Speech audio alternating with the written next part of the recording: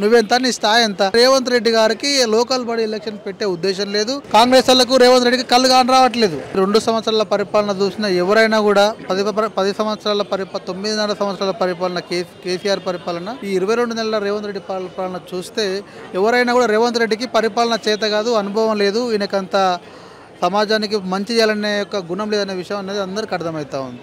ఎందుకు చెప్తా ఉన్న ఈ మాట అంటే, కేవలం రేవంత్ రెడ్డి అధికారం రావడం కోసం రకరకాల హామీలు ఇచ్చి, అలవిగాని హామీలు ఇచ్చి, ప్రజలకు ఏది అవసరమో ఏది అవసరం లేదో, నేను ఏం చేస్తే ఈ తెలంగాణ రాష్ట్రం అభివృద్ధి పదంలో నడుస్తుందనే మినిమం కామన్ సెన్స్ లేకుండా రకరకాల హామీలు ఇచ్చి ఈరోజు ఏ ఒక్క హామీని ఇంప్లిమెంట్ చేయకుండా ప్రజలకు అవసరమయ్యేటటువంటి ఈ రుణమాఫీ లాంటిది కూడా పూర్తిగా రుణమాఫీ చేయకుండా ఈరోజు అధికారంలోకి వచ్చిన తర్వాత అరిగోస పెడతా ఉన్నాడు రైతులని.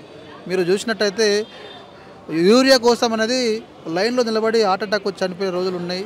వాటర్ లేక రకరకాల చనిపోయినటువంటి దాఖలాలు మీరు చూసారు మొన్నటి దాకా. అంటే ఈ తెలంగాణలో ఉన్నటువంటి కాంగ్రెస్ ప్రభుత్వానికి రైతులకు యూరియా ఇయ్యనీకే చేతగానప్పుడు రేవంత్ రెడ్డికి పరిపాలన అనేది మీకు ఏ స్థాయిలో పైన రాష్ట్రం మీద గ్రిప్ ఉందనేది మీరు అర్థం చేసుకోండి. ఆ తర్వాత నేను అధికారంలోకి వస్తే 42% బీసీలకు లోకల్ బాడీ ఎలక్షన్లో రిజర్వేషన్ ఇచ్చి ఎలక్షన్ పోతానే మాట చెప్పిండు.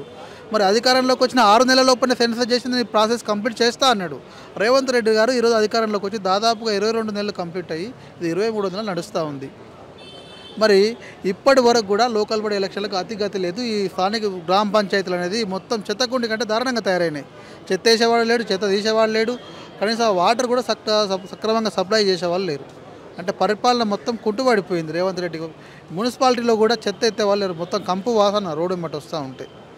దీనికన్నా బెస్ట్ ఎగ్జాంపుల్ ఏం చెప్పాలి ఈ కాంగ్రెస్ పార్టీ గురించి? అంటే స్థానిక సంస్థ ఎన్నికలు కూడా రాబోతున్నాయి మీరు అన్నట్టు, మరి ఎలా ఉండబోతుంది 6 గ్యారెంటీల విషయంలో స్థానిక సంస్థల ఎలక్షన్ అనేది ఎప్పుడో 2024 జనవరిలో కంప్లీట్ చేయాలి. ఇంతవరకు చేయలేదంటే రేవంత్ రెడ్డి గారికి లోకల్ బాడీ ఎలక్షన్ పెట్టే ఉద్దేశం లేదు. 42% బీసీలకు రిజర్వేషన్ ఇచ్చే ఉద్దేశం ఆయనతో లేదు. ఎందుకు చెప్తా ఉన్నా ఈ మాట అంటే, రేవంత్ రెడ్డి గారు ఇప్పుడు ఎలక్షన్ పోతే కాంగ్రెస్ పార్టీ అనేది టోటల్గా తుడిచిపెట్టుకొని పోతుంది లోకల్ బాడీ ఎలక్షన్లో. ఆ రిపోర్ట్ రేవంత్ రెడ్డి గారి దగ్గర ఉన్నది కాబట్టి ఇంటెలిజెన్స్ ద్వారా ఎలక్షన్ పెడితే కాంగ్రెస్ పార్టీ తుడిచిపెట్టుకపోతుంది. కాంగ్రెస్ పార్టీ లోకల్ బాడీ తుడిచిపెట్టుకపోతే నా ముఖ్యమంత్రి పదవికి ఎసరు వస్తుంది. కాబట్టి లోకల్ బాడీ ఎలక్షన్ పెడుతున్నట్టు ఒక డ్రామా చేయాలి, ఒక గేమ్ ఆడాలి, చిన్న షో చేయాలనే ఒక ఉద్దేశమే రేవంత్ రెడ్డికి ఉన్నది తప్పిస్తే లోకల్ బాడీ ఎలక్షన్ పెట్టాలి, బీసీలకు నిజంగా 42% రిజర్వేషన్ ఇవ్వాలనే ఇంటెన్షన్ లేదు. ఇంటెన్షన్ ఉన్న యొక్క ముఖ్యమంత్రి చేసే విధానం ఇలా ఉండదు. అంటే కాంగ్రెస్ పార్టీ అంటేనే ప్రజల పార్టీ, ప్రజాపాలన, ప్రజాప్రభుత్వం, అన్ని సబ్బండ వర్గాలకు, అన్ని వర్గాలకు, అన్ని కులాలకు న్యాయం చేస్తామని కాంగ్రెస్ పార్టీ మాట్లాడుతుంది. బ్రదర్, ప్రజాపాలన అంటే ఏంది? యూరియా కోసం రైతులు గంటల తరబడి రోజుల తరబడి లైన్లో నిలబడమా? ప్రజాపాలన అంటే రుణమాఫీ, గ్రామీణ ప్రాంతాలలో నువ్వు రుణమాఫీ మొత్తం కంప్లీట్ అయిపోయిందని చెప్తున్నావు. మీరు ఏ ఊరికి వెళ్ళినా ఈ మైక్ పెట్టి అడగండి. మరి ఒక ఊర్లో 25 నుంచి 30%, 30 మందికి, 100 మంది ఉంటే 30 మందికి రుణమాఫీ అయింది, 70 మందికి రుణమాఫీ కాలేదు. ఇది ప్రజాపాలన. నువ్వేం చెప్పినావు? మరి నువ్వు ఇంటి పెద్ద మనిషి ఉన్నావు, నువ్వు పిల్లల్ని ఏ స్కూల్లో చదివిస్తూ ఉన్నావు, ఎంత మంచి ఫుడ్ పెడతా ఉన్నావు, ఎంత మంచి డ్రెస్ వేసినావు అని చూస్తున్నావు. కానీ నువ్వు ఎంత అప్పు చేసినది పిల్లగానికి అవసరం లేదు. అర్థమైందా? మరి అప్పులు చేసినట్టయితే మరి తెలంగాణ గవర్నమెంట్లో మరి అప్పులు చేసిన వాళ్ళు అడగలేదా? వీళ్ళు ఒక బాధ్యత ఎత్తుకున్నప్పుడు, ఒక మంచి కార్యక్రమం చేసినప్పుడు అప్పు అవుతుందండి. రేవంత్ రెడ్డి గారు ఏం చేసినా, కేసీఆర్ గారు ఏ దగ్గర అప్పు చేసినా కూడా ఒక మంచి కార్యక్రమం కోసం ఉపయోగించిండు. ఈరోజు ప్రపంచంలోనే లిఫ్ట్ ఇరిగేషన్, అతిపెద్ద లిఫ్ట్ ఇరిగేషన్ కాళేశ్వరం కట్టడం వలన ఇప్పుడు భారతదేశంలోనే అన్నపూర్ణ స్టేట్గా తెలంగాణ రాష్ట్రం నిలబడ్డది. మనం గత 10 ఏళ్ళు బ్యాక్ పోయి చూసినట్టయితే తాగడానికి కూడా నీళ్ళకి తెలంగాణ రాష్ట్రంలో ఇబ్బంది. కళ్ళుగానంలోకి అట్లే కనబడుతుంది. మరి ఏం చేస్తాం? కాంగ్రెస్ వాళ్ళకు రేవంత్ రెడ్డికి కళ్ళు కాని రావట్లేదు. కూలేశ్వరం అయితే ఇన్ని ఎకరాలకు సాగునీటి ఎట్లా వస్తున్నది? మనం ఒక ఇల్లు కడుతున్నప్పుడు చిన్న చిన్న ఈ క్రాక్స్ రావడం, లేకపోతే ఒకటి బెచ్చులు ఊడిపడడం అనేది జరుగుతుంది. అట్లా అంత పెద్ద ప్రాజెక్టులో మైనర్ ఇష్యూ చిన్నది జరిగింది. నువ్వు గవర్నమెంట్లో ఉన్నావు, నువ్వు దాన్ని రిపేర్ చేసి బాగా చేయాలి కదా. నువ్వు చిన్నదే రిపేర్ చేయాలని ఇంత పెద్ద ప్రాజెక్ట్ కట్టి దాని మీద నువ్వు విమర్శిస్తావా? నువ్వెంత, నీ స్థాయి ఎంత? రేవంత్ రెడ్డి గారిది మాది ఒకటే గ్రామం, తప్పుగా అనుకోవద్దు. రాజకీయం, నేను వాస్తవాలు మాట్లాడుతూ ఉన్నా.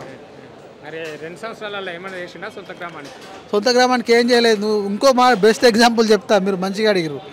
2 సంవత్సరాల శ్రీశైలం హైవే నుంచి ఆయన ఊరికి ఎంత దూరం ఉంటుంది? 3 కిలోమీటర్లు ఉంటుంది. 3 నుంచి 4 కిలోమీటర్లు ఉంటుంది అంతే. 4 కిలోమీటర్ల రోడ్డు కంప్లీట్ కానీ ఇప్పుడు 2 ఏళ్ళు అవుతుంది ఆడంగేయంగా రేవంత్ రెడ్డి ముఖ్యమంత్రి. ఇంతవరకు కూడా కంప్లీట్ కాలేదు. పోయిన దసరా వరకాల కంప్లీట్ చేయాలని చెప్పేసి ఆఫీసర్లు ఉరికిచ్చిండు, పరిగించిండు, నిన్ను సస్పెండ్ చేస్తా, వాడిని సస్పెండ్ చేస్తాను, కలెక్టర్లు భయపెట్టించిండు, కంప్లీట్ కాలేదు.